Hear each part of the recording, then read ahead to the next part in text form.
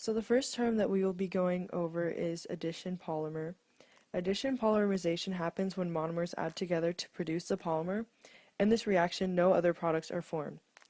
The polymerization process is initiated by a free radical, which is a species with an unpaired electron. An example of this is when the hydroxyl radical initiates the polymerization process. The free radical attacks and breaks the pi bond of an ethylene molecule to form a new free radical. This can be seen in the first photo. This new radical is then able to attack another ethylene molecule, which is seen in the second photo. Repetition of this process creates a long-chain polymer. The second term that we will be going over is condensation polymer. Condensation polymerization occurs when a small molecule, such as water, is formed for each extension of the polymer chain. The most familiar polymer produced by condensation is nylon. Nylon is a copolymer since two different types of monomers combine to form the chain. A homopolymer is the result of polymerizing a single type of monomer. One common form of nylon is produced when hexamethylenidiamine and adipic acid react by splitting out a water molecule to form a CON bond. This can be seen in the photo below.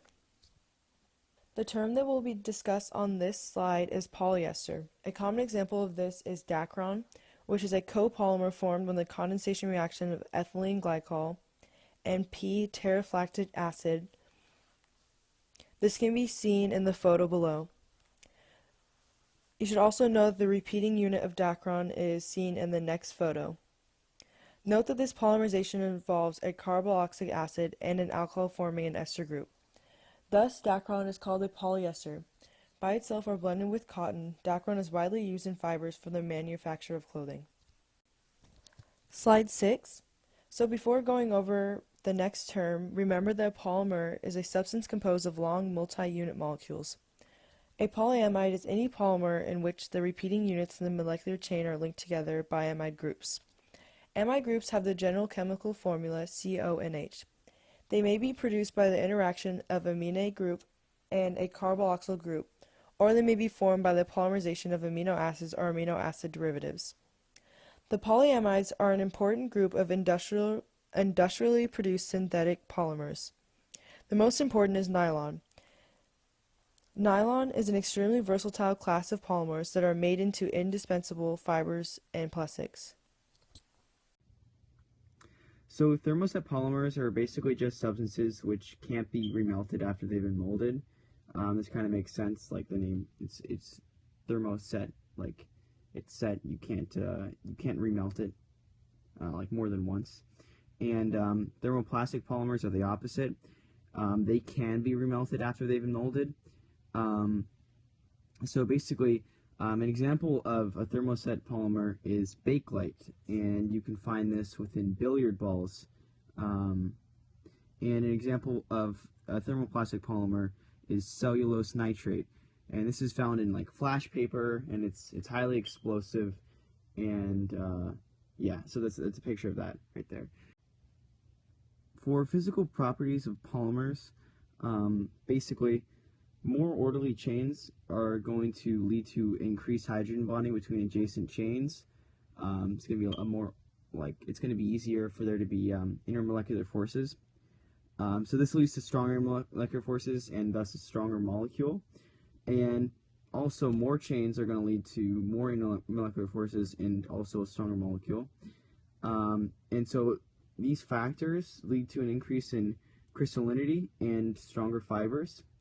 Nylon is a great example of a polymer with long orderly chains, and that's one of the reasons why nylon can be so strong.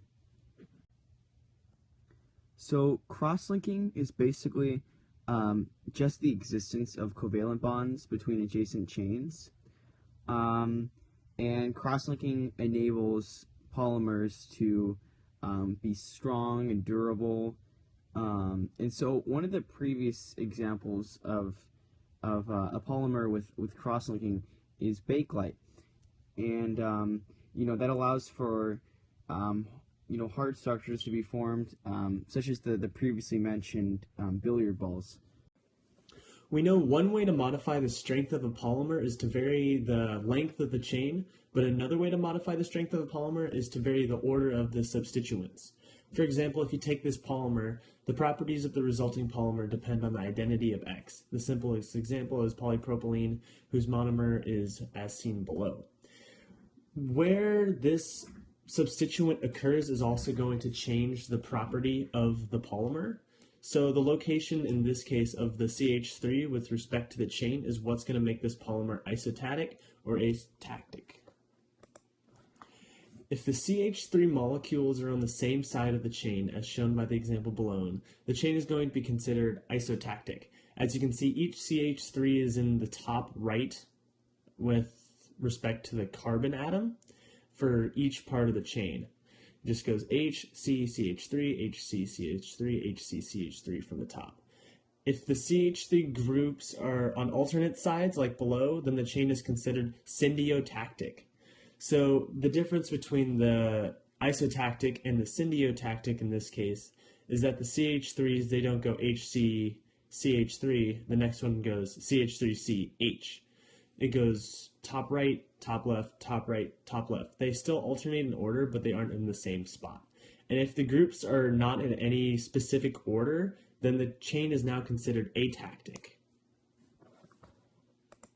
So if we had to choose between whether isotactic propylene is stronger than atactic propylene, the reason is that if something is isotactic, the chains are able to pack together very, very closely. And because they're so tightly packed, the substance becomes more crystalline in structure, which makes it harder and stronger than its atactic counterpart. The crystalline structure will have tighter, stronger bonds, and will just be an overall more stronger substance than a non-crystalline structure.